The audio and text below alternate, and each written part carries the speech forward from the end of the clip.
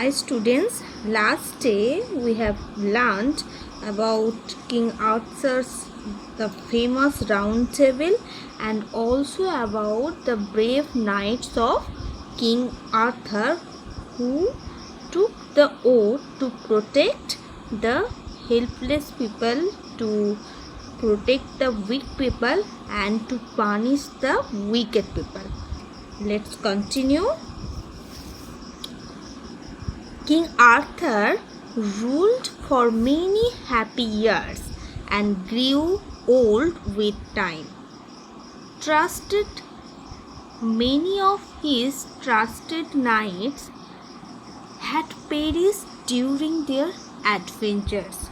So, we already know that it is already known to us that King Arthur had so many brave knights who fought so many risky battles, to protect the people, to establish justice among the people.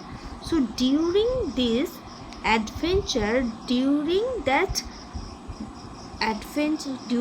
taking that adventure, or rather during the battlefield, they also had perished, means they even sacrificed. Those brave knights even had sacrificed their life for the sake of common people.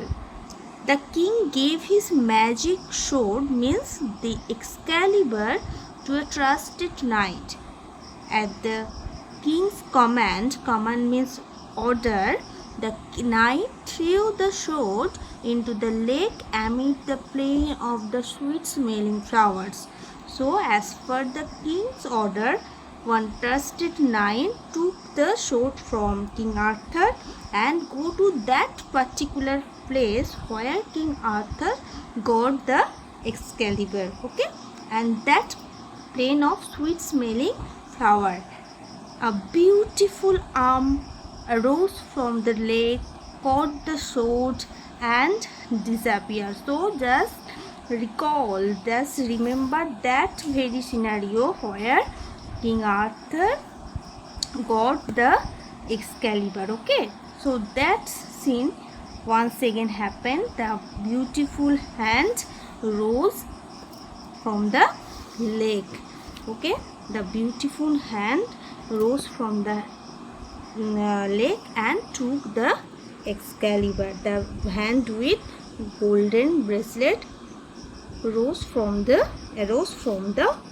lake. The king came back and told the knight came back and told the king what had happened.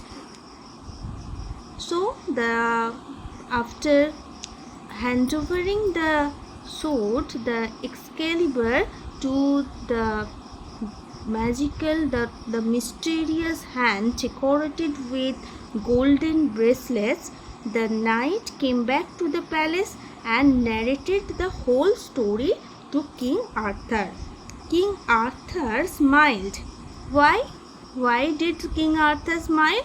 Because that was already known to him.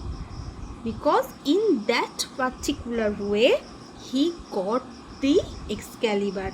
That's why the very story was known to him. That's why he was smiling after hearing the story from the knight. He instructed his people to put him on a barge.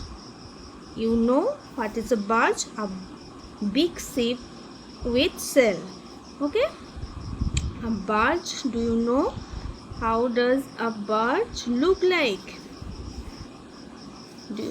And during mainly the merchants and the king use that type of barge. So one day he ordered to arrange such a barge. Now look at the glance, that's a barge. So one day King Arthur ordered other knight to arrange a barge. it was the hour of twilight. So when twilight means before the evening, during the time of sunset, during the twilight the sky looks very nice. Okay, so during the twilight, here you may experience the color of twilight. Okay, so it was the hour of twilight. With tearful eyes, everyone bid goodbye to the old King Arthur. So he had left his kingdom. To the old king, as the birds sailed with him towards the setting sun, and after that, with that bird, the king sailed towards the setting sun. The old King Arthur sailed towards the setting sun. Okay, and actually towards the setting sun.